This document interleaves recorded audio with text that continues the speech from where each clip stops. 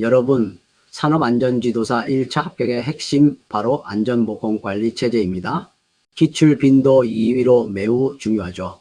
이 파트는 복잡한 책임과 권한을 명확히 이해하는 것이 관건입니다.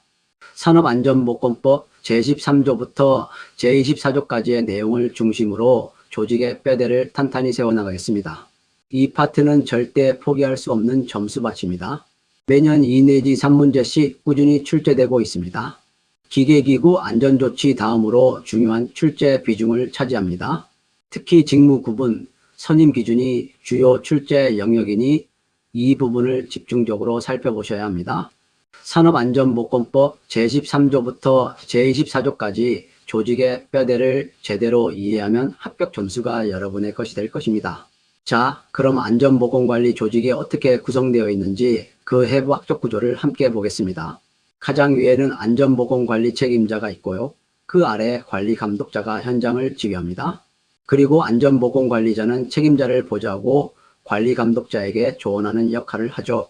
또한 산업안전보건위원회가 전체적인 협의를 담당하며 중요한 결정을 내립니다.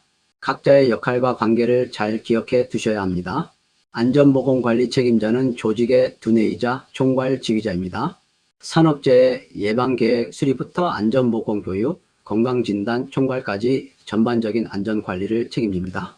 특히 위험성 평가의 실시에 관한 사항을 총괄한다는 점은 2024년 기출이니 꼭 기억해 주세요. 안전보건관리자를 지휘감독하며 상시 근로자 100명 이상 사업장에 선임해야 합니다. 매우 중요한 역할이죠. 다음은 관리감독자입니다. 이분들은 생산 현장의 최전선 지휘관이라고 할 수 있습니다. 기계기구와 설비를 직접 점검하고 작업자들에게 작업복과 보호구 착용을 지도하며 산업재해 발생 시 보고 및 응급조치를 담당합니다. 책임자가 전반적인 전략을 세운다면 관리감독자는 현장에서 구체적인 실무를 수행하며 생산과 안전을 동시에 챙기는 매우 중요한 역할을 합니다. 자, 이제 많은 분들이 헷갈려 하시는 안전보건관리 책임자와 관리감독자의 권한을 명확히 비교해 보겠습니다. 책임자는 사업장 전체를 총괄하며 계획 수립과 규정 작성 등 전략적인 역할을 합니다. 반면 관리감독자는 해당 부서와 작업에 한정하여 설비 점검, 보호구 지도 등 구체적인 실무를 이행하는 전술적인 역할을 합니다. 누가 지휘하는 자이고 누가 이행하는 자인지 명확히 구분하는 것이 중요합니다. 이번에는 안전보건관리자의 역할입니다. 이분들은 지휘나 감독 권한이 없습니다.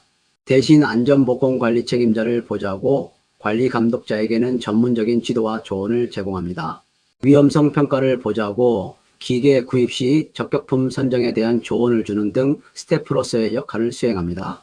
즉, 직접 지시하는 것이 아니라 전문가로서 의견을 제시하고 돕는 역할이라는 점을 명심해야 합니다. 여러분 반드시 암기해야 할 중요한 숫자 300입니다. 안전관리자 선임에서 전담과 위탁의 경계를 가르는 기준이 되는데요. 상시 근로자 300명 이상인 사업장은 안전관리자가 해당 업무만 전담해야 합니다. 하지만 300명 미만 사업장은 전문기관의 안전관리 업무를 위탁할 수 있습니다. 단 건설업은 별도 기준이 적용되니 이 점은 유의해 주셔야 합니다. 산업안전보건위원회는 중대재해 예방을 위한 핵심 심의의결기구입니다. 이 위원회의 가장 중요한 구성 원칙은 바로 노사 동수입니다. 근로자위원과 사용자위원이 반드시 같은 수로 구성되어야 합니다. 어느 한쪽으로 치우치지 않고 공정하게 안전 문제를 논의하고 결정하기 위함이죠. 이 점을 꼭 기억해 주세요. 산업안전보건위원회의 운영 규칙과 중요한 권한을 살펴보겠습니다. 회의를 열려면 근로자위원과 사용자위원 각각 과반수가 출석해야 하고요. 의결은 출석위원 과반수의 찬성으로 이루어집니다.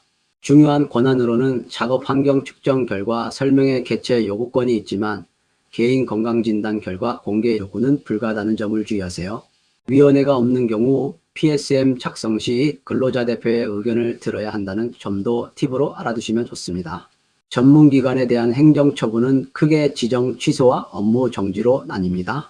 거짓이나 부정한 방법으로 지정을 받았거나 업무정지 기간 중에 업무를 수행했다면 지정 취소라는 강력한 처분을 받게 됩니다. 반면 서류를 보존하지 않거나 정당한 사유 없이 업무 수탁을 거부했을 때 또는 대가 외 금품을 수수했을 때는 6개월 업무 정지 처분을 받을 수 있습니다. 각 사유를 잘 구분해 두셔야 합니다. 자, 이제 시험에 자주 나오는 함정 3가지를 짚어보겠습니다. 첫째, 안전관리자가 책임자의 지휘를 받지 않는다는 말은 틀립니다. 철저한 지휘감독 관계에 있습니다.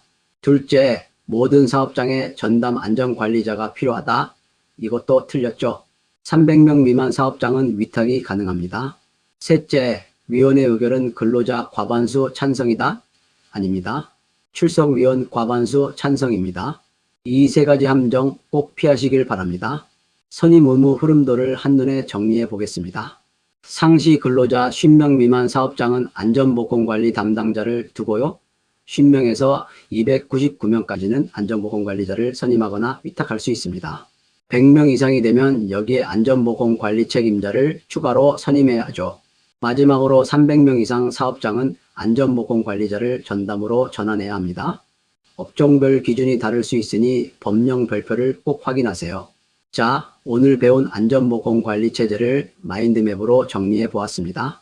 안전보건관리 책임자는 총괄자로서 100명 이상 사업장에 선임되며 위험성 평가를 총괄합니다. 산업안전보건위원회는 노사 동수로 과반수 출석, 과반수 의결이 원칙이죠. 관리감독자는 현장 직접 지휘와 설비 점검을 담당하고요. 안전보건관리자는 지도와 조언을 하며 300명 기준 전담 또는 위탁이 가능합니다. 시험 직전 2페이지만 머릿속에 담아가셔도 큰 도움이 될 겁니다. 여러분의 합격은 곧 우리 현장의 안전과 직결됩니다. 오늘 배운 법령의 뼈대 위에 세부적인 수치와 내용을 정확히 채워 넣는다면 어떤 문제도 완벽하게 풀어낼 수 있을 것입니다.